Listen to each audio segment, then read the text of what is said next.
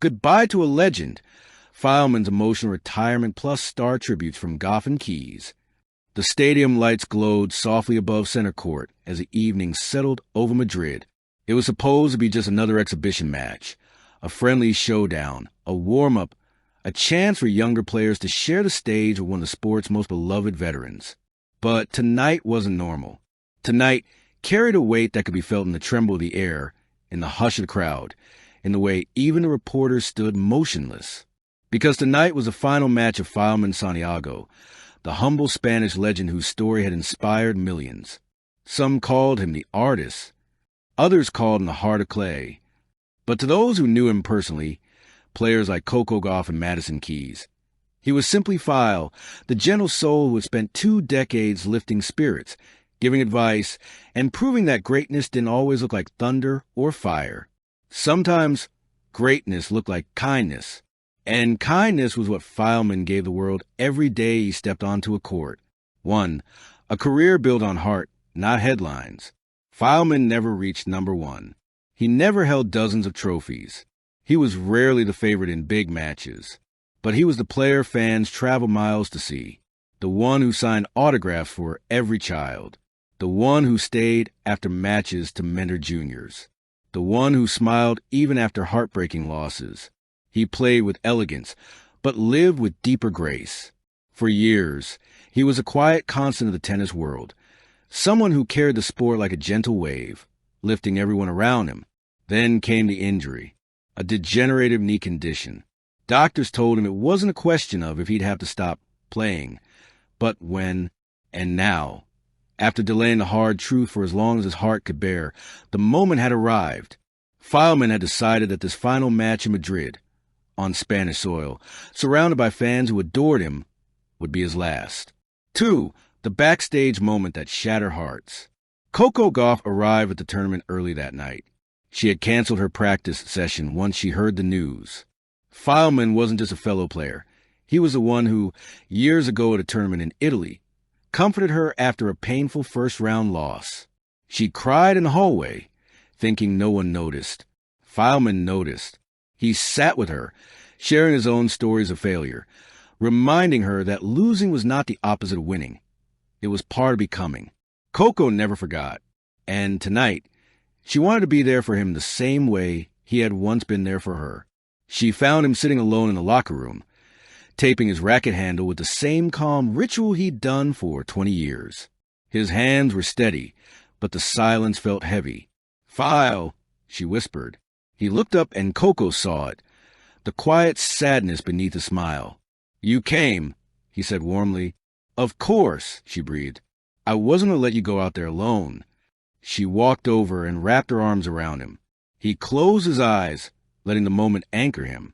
"I'm going to miss this," he admitted. "We're going to miss you," Coco replied. 3. Madison Keys arrives with a flood of memories.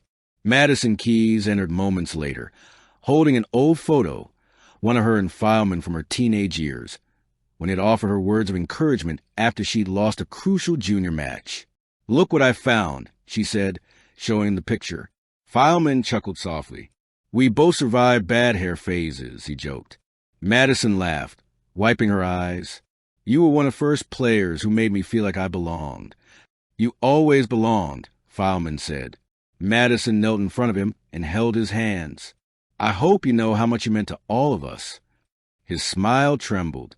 "I know now," he whispered, "because you are all here." 4. The final walk to center court. A staff member knocked lightly. "They're ready for you." Filemón inhaled deeply. Coco and Madison walked on either side of him as he made his way through the tunnel. The echoes of their footsteps sounded like the countdown to a moment they all wished they could slow down. When they stepped onto center court, the crowd erupted. Every seat was filled. Flags waved. Fans shouted his name. "Filemón! Filemón!"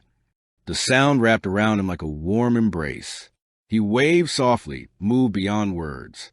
Tonight's match wasn't about winning. It wasn't about performance. It was about closure and love. 5. The match that became a memory. His opponent, a young Spanish rising star, had tears in his eyes during the coin toss. The match unfolded beautifully, like a dance between generations. Soft touches, fluid rallies, long exchanges filled with emotion. Filemón played without fear, without pressure, without the weight of rankings or expectations. Every point was a gift, to him, to the fans, to the players watching from the sidelines. On the final point, he hit his signature one-handed backhand, fluid, delicate, artistic. The crowd held its breath. The ball landed just on the line. Match over. But careers are meant to end on whistles or scores. They end with the heart, and his was full. 6. The standing ovation that wouldn't end. The crowd rose as one. Filemón stood in the center court, overwhelmed as the ovation continued. 10 seconds. 30 seconds. A minute. 2 minutes. 3. People cried. People shouted. People threw flowers onto the court.